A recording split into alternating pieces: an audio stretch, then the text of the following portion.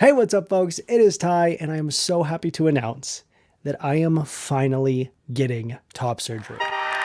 My surgery date is October 10th. It is confirmed, it is happening, and it is so freaking soon. If I'm being honest, it really hasn't fully set in yet. Like, I haven't let myself come to terms with it. And today I'm going to talk about why that is. So I'm sure you just heard me say I'm having top surgery, and you might be feeling major whiplash, thinking, Ty, that is the exact opposite of what the title of the video says. And yes, that is true. So this video is going to be me talking about why it has taken me 10 years to finally have top surgery. If you want to pitch into the cost of my top surgery, you can go to skeletyturner.com, buy some merch, or donate directly. You don't have to do that, but if you do, I appreciate it. But no pressure. Honestly, just watching this video, giving it a thumbs up, and subscribing to my channel helps tremendously, helps bigly. Dude, Fitbit is so unserious right now. It just showed me it vibrated like 15 times and showed me an animation of a bird, like flying. Thanks, Fitbit. I'm literally sitting down. Like, I don't know what you're reacting to right now, but anyway. So now that I'm finally having top surgery, I am comfortable telling this story. I've processed it. I've come to terms with it. It is not so painful, and I'm ready to share the first time I was supposed to have top surgery and ended up getting rejected. So this took place in 2018. So yeah, I've been sitting on this story for 6 years. It was honestly very upsetting. So I just ate it and pretended it didn't exist, because that's how I handle things that that I can't handle, you know? But I do want to share it now because I think it's an interesting story. Like, it's definitely something that I want to talk about, but I really couldn't until now because of all the feelings that it would bring up and just like the stress and everything that I've had in my head about top surgery and the fact that I haven't had it, and I've tried and I've come very close to having it, but now I am. And so I'm ready to talk about it. So here it is, 2018. I reach out to a top surgery office. Yeah, like a clinic. I don't know. I'm not a doctor. For this surgeon who does all sorts of plastic surgery, including top surgery. And he had actually done a good friend of mine and my former roommate's top surgery. And the results were amazing.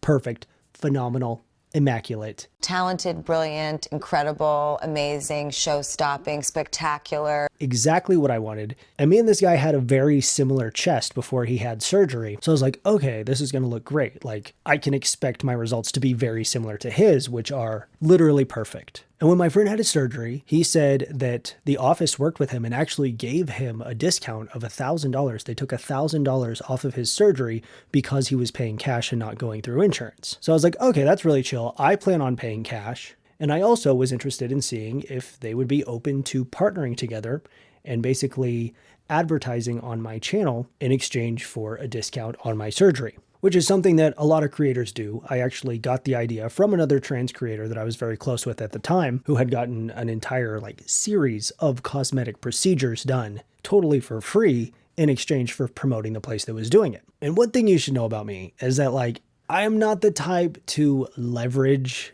my social media. There is an entire influencer culture of people who think they shit out the sun every single morning because they have 50,000 followers on Instagram and they have so much more confidence and, the word I'm thinking is audacity, but I don't want to say that. I want to say I'm not the guy that thinks every brand needs to give me free shit or a discount or whatever. Of course, I work with brands, but 99% of the time they're approaching me. But in this instant, I reached out to this surgeon. I had spoken to other trans creators who had done similar things. I had spoken to my friend who got a $1,000 discount just for paying cash. And so I figured I had a pretty good chance of working something out with them. And if they weren't interested, then okay, I'll just, I'll get care credit or whatever, and I'll pay for it. Either way, I want top surgery. So I shoot him an email, I reach out, and I'm like, hey, I'm a trans guy, I make YouTube videos. I think at the time I was coming up on 200K subscribers. Here's a link to my channel. I'm looking to get top surgery. Would your guy be interested in doing it and maybe giving me a little bit of a discount in exchange for promotion? And they responded very positively. They didn't even email me back. They called me when the email hit. It was same day, call back, and they were stoked. It was like a lady in the office. She was like, oh my God, you have all these followers. That's so cool. That sounds perfect. Like, we love it. Let's get some more information. Let's figure this out. And I'm like, oh my God, sick. Hell yeah. So she like emails me, the new patient info while we're on the phone. We hang up and I'm just like buzzing. I'm looking through everything. I take the pictures of my chest. I send them over. She's like, oh my God, I literally showed the other people in the office, like, your chest looks so good. Your results are going to be amazing. And I'm like, let's fucking go. I can't believe it. It's finally happening. This is real. I fill out the paperwork. We're going back and forth. We are besties. She's like, I think I can get you in pretty soon, like next month soon. And I'm like, sure. And I am just so excited. Like, I have a consult date. I have everything is happening. And at the time, I was actually vlogging on my Patreon. And I was talking about this because I hadn't talked about it on my channel yet because it wasn't like super for real yet. I hadn't had my consult, all that, but I was talking about it on my Patreon vlogs. And after that most recent conversation, when she was telling me I could get in next month and like have my consult the next week and like all of this stuff, like, it was really feeling so real and so obtainable and like so close. I talked about it in my vlog as soon as I got off the phone, and I just broke down in tears. Like, oh my God, I did not know how bad I wanted this. I did not let myself feel how bad I have wanted this surgery. At that point, it was for 4 years. Now it's been 10. Hello. I never let myself feel it until I thought it was real. And then I felt it so much more than I ever have. Because the thing is, like, my chest at this point, and even at that point, is basically the only thing left that really gives me dysphoria. Of course, like my hips and stuff, but that's fine. Like, I pass well enough in every other area where like my chest stands out more. At the beginning of my transition, my voice was too high. When I spoke, I was immediately clocked. My proportions, my muscles, my beard, I didn't have all that. So at the beginning, it was like any morsel of passing made me feel so euphoric, but it's like the more you pass, the more you notice the things that are left over. And that was my chest. And of course, I'm very lucky to have a small chest to the point where I can, not comfortably, but like I can get away with being shirtless in public for the most part, because of the beard and because of the muscles and everything else that goes along with the transition and being this far in. I do pass well enough to where even if people double take, they don't think I'm a girl. They just think I'm a guy with like extreme gyno or something.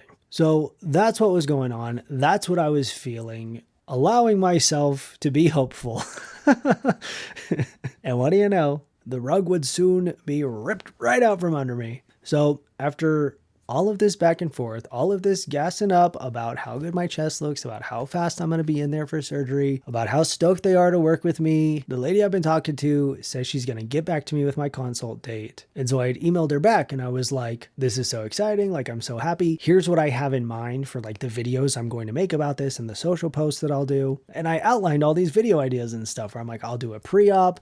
I, of course, will document the surgery process. I'll do a post-op. I'll do healing updates. I'll do Instagram posts. Like, I'm telling her all these things and what I had in mind for them. And then I go on to like break down my numbers of like my usual sponsorships and give a very reasonable number for like what I would like in compensation to be taken off as a discount. And you know what? Fuck it. I'll just tell you the number. The top surgery cost, like base, is $7,000.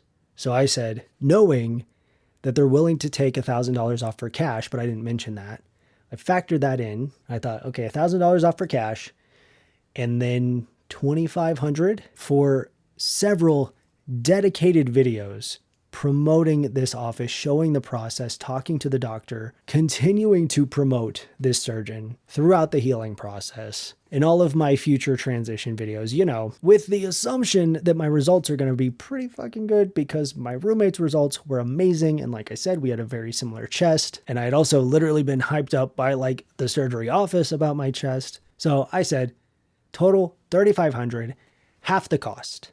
50% off. And I even broke down the cost of like what I get for my normal sponsorships, what a dedicated video on a channel with a similar subscriber count and engagement to mine would be, which, to be honest, one single dedicated video, which would be like if a brand was paying for me to specifically make an entire video on my YouTube channel dedicated to their product or their service and talking about that, which is obviously an extremely rare occurrence and not something that happens, but that would be around that price, around that $3,500 price for one video. But I'm offering to do not just one video, but many, many videos. So in terms of like social media marketing, like I know most people will hear that and they're thinking that is extremely entitled to expect $3,500 or to have half of my cost covered in exchange for talking about them on my YouTube channel. But if you think about the cost of a billboard. A billboard in a city can easily be $1,000 just for 1 month. And obviously, depending on your product or your service, maybe that'll reach your target audience. But of course, for a top surgery place, like maybe there's like 50 trans guys in the area that might see that, of which maybe half of them haven't had top surgery. So there's $1,000 for 25 potential customers. That's still not bad if you're getting $7,000 per surgery, but compare that to what I'm offering, which is to pay $3,500 for the surgery, document the entire thing, basically do full service, pre-production, production, post-production, and marketing to hundreds of thousands of potential relevant target demographic viewers. It really is a very good deal. Like, I'm not just sitting here trying to cope. From a business standpoint, my offer was very valuable. And the reason I'm explaining this so much is because after that email, I never heard back from them. Days went by. I was supposed to be getting, a response about my consult.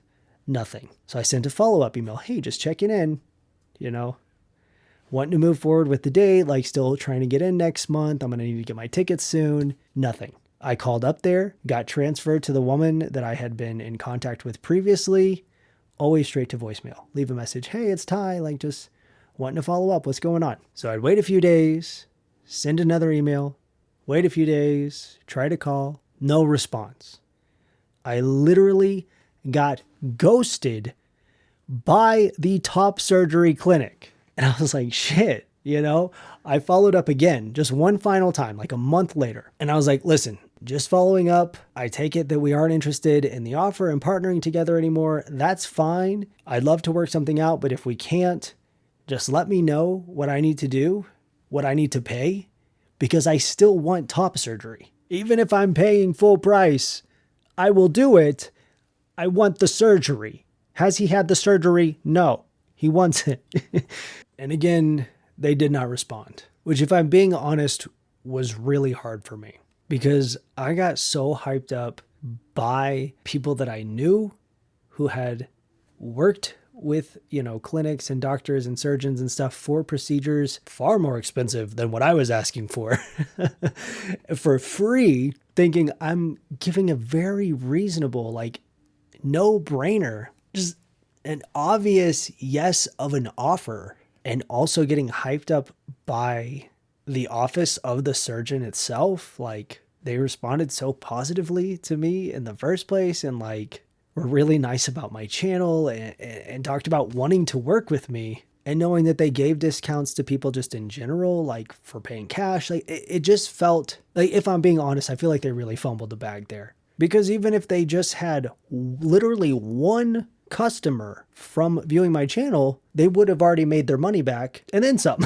So like, I don't know. It really wouldn't be that big of a deal if in the first place they were just like, no, we're not interested. And I would have been like, okay, I will pay. Because that's what I would have done. And that's even what I tried to do. Like, I reached out to them. I tried so hard. And I got so far, but in the end, it didn't even matter. And yeah, that was 6 years ago. It took me a while to try again, but bonus story time. That's not even the only other time that I've come close to having top surgery, because I did try again. I got over it, because the thing is, it was very upsetting. It was very painful to even think about. Like, it stressed me out. It overwhelmed me. Anyone who has like ADHD or rejection sensitive dysphoria. Wait, he's got 2 types of dysphoria. Sir, a second dysphoria has hit the... Anyways, the rejection, the feeling of rejection, or even perceiving rejection, it actually causes a trauma response in people who have that. And I'm one of those people. What's up? So like, the topic of top surgery, it sounds so stupid, but it was literally like a traumatic thought for me. As our Queen Jamie would say, trauma. It gave me trauma. So that was like a huge bummer, but I did try again in 2022 and I got a lot further. I talked directly to a surgeon And you know what? This one I will say, because we stan, it was Dr. Gabby Hanna, not Gabby, Dr. Hanna in Texas. And he was lovely and he was very sweet. And he's like all over social media. So he gets it. And this time I like didn't get my hopes up for it, luckily, which was good because when we were kind of in our back and forth, like figuring things out, I did have a personal situation where my neighbor pulled a gun on me because he thought I put my trash can in his yard. So, you know, he did the Arkansas thing where he got a gun out and pointed it at me. And then he got arrested. And then he had his family members coming onto my property every night, taking pictures of my car, standing at my front door, staring menacingly. So we had to flee our home and we ended up not having a place to live for like over a month. And that was a whole fucking thing. Basically, my life fell apart. And so I kind of dropped the ball with contact between Dr. Hanna and myself. And that just kind of fizzled out. And so much was going on that I was just like, okay, I can't even worry about that right now. So no hard feelings towards him. That was circumstances outside of my control, which I mean, has been what it has felt like this far up until, how do I explain this?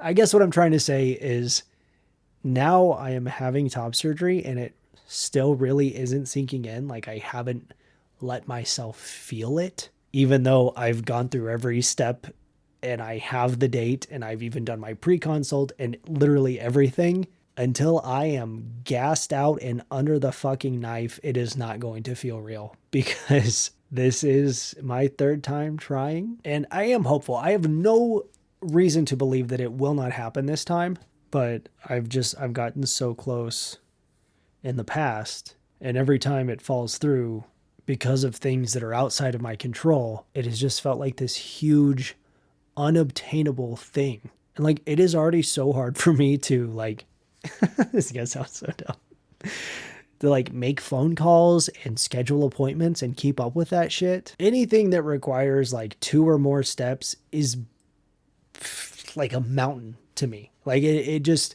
feels impossible to like do something that involves contacting multiple people and responding to things and being on time to something like that. I really try, but I struggle with that kind of stuff. So it feels like a mountain that I have tried to climb.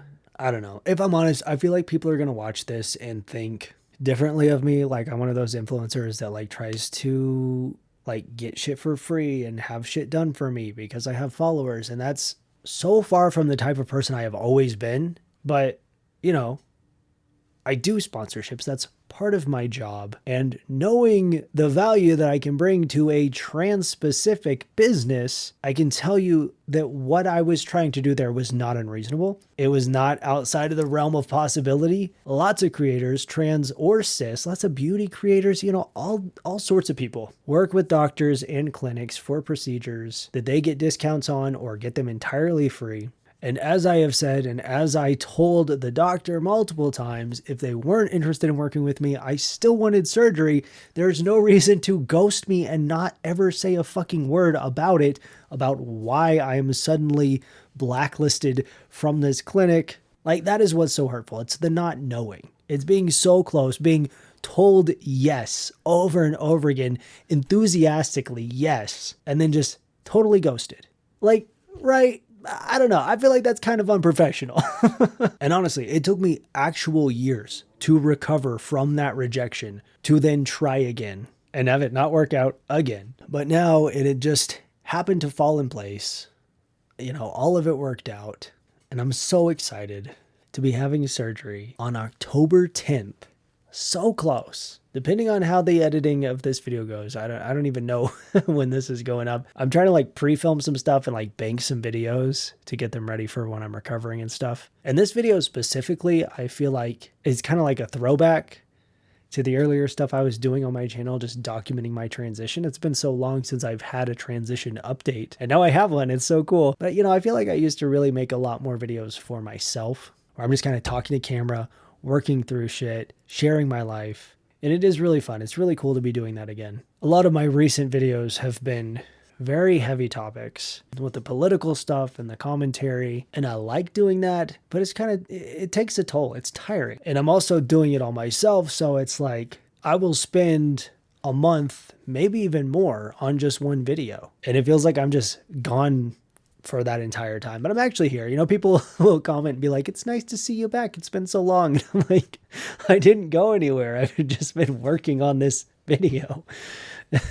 So yeah, all that to say, this is a much more casual YouTube video, a style that I have not done in quite a while. It feels good. It's cool to just kind of chat about trans stuff. And yeah, that's my story of how I got rejected for top surgery. I wish I had an answer as to why they never responded to anything I said. I never got closure, and neither will you, but I can only assume it's because they changed their mind about working with me on the video stuff. Of course, I wish they would have just said that, and then I could have paid for it and still had top surgery 6 years ago, but hey, I'm having it now. And I'm very excited. Just the fact that I'll be able to go to the beach or go to the pool or go anywhere, walk around literally anywhere. In the summertime, I'm going to be shirt off 24/7 and not having to worry about what anyone thinks. It's so cool. I'm very excited, and I will keep you guys updated. I will definitely be like vlogging the whole thing and talking about it. More details to come later. Obviously, I'm not going to say where I'll be on what date and all drugged up. But it still feels surreal. But I'm trying to like let it sink in. I'm trying to let myself believe that it's going to happen. Basically every day, Christy's like, you're having top surgery. And I'm like, I know. I keep saying I'm having Snoopy surgery. I've been calling it Snoopy surgery because I'm pretty obsessed with Snoopy. I don't know if you guys know this about me. There's like multiple Snoopies behind me currently. I was wearing a Snoopy shirt today until I put on my Goose Troop merch that you can get over on skeletiturn.com. But yeah, I've been saying I'm having Snoopy surgery. Also been saying I'm having sloppy toppy. That's another one. And of course, my boob job. I think up until this video, I have not referred to it as top surgery. But yes, it is top surgery, and that's what I'm having. And it is close. And it's real this time. Yeah, that's my story on why it took so long for this to happen. Hope you liked it. If you did, make sure to give this video a thumbs up and subscribe to join the Goose Troop today. You can also join my channel to become a member of the Gaggle and get access to the private Discord and come hang out in a very fun and welcoming space. I hope you enjoyed this video, and as always, I hope you have a wonderful day, and I'll talk to you soon. Bye.